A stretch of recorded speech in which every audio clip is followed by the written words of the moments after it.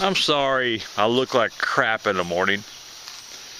Very hard to, I don't know, I guess if I didn't have the stress of getting my, anytime, that old saying, nothing good comes easy, there's a lot of truth in that, because, building my channel up here, making videos, you guys got a 3-minute attention span.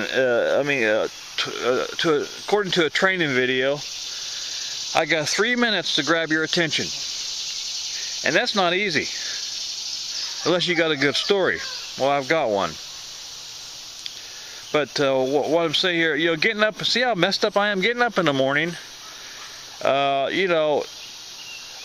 guess once there's less stress, life will be easier for me.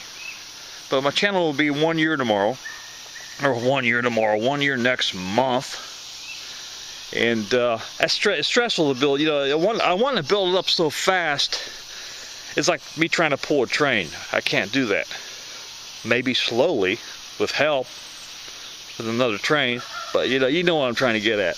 I'm talking a little crazy. One time we was watching the Waltons on TV back in the 70s, and hope it ain't been 3 minutes yet. And Grandma Walton happened to speak, oh, I wish this depression would be over, in the show.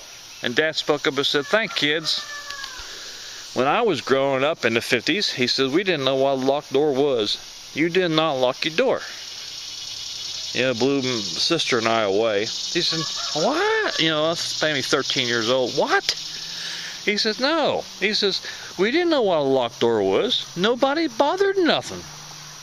Dad grew up, when he'd go to bed, the whole family go, there's 7 of them, 7 kids, and his mom and dad, my grandpa and grandma. When you went to bed at night, your door, the main door of the house stayed open. You never closed it. Nobody bothered you back then. That just shows you the times we live in. We couldn't believe it.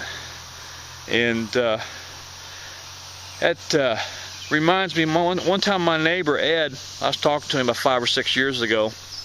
I said, "Ed, have you ever had anything stolen?"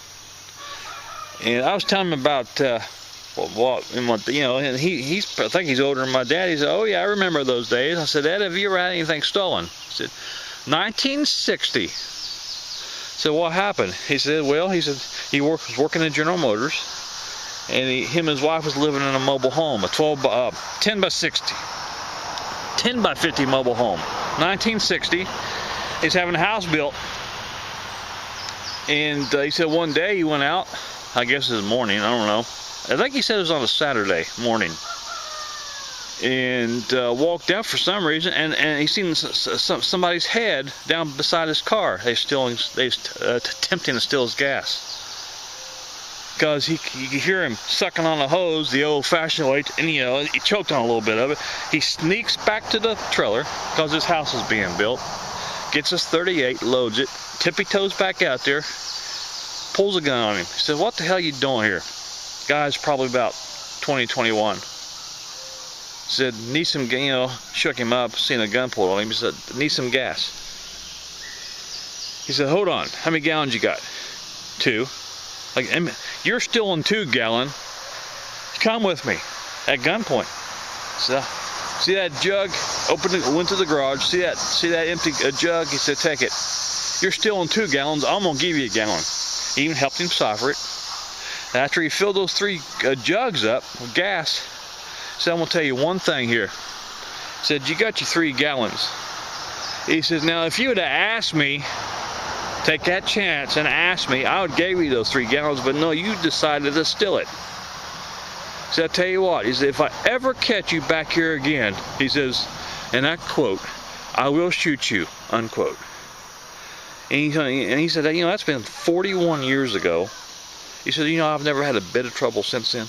Not a bit." He said, "Well, for a year I would buy gas and, write down how many miles he drove and, pretty accurate calculation of how many gallons he used." And he says, "According to my math, I never even lost 1 gallon.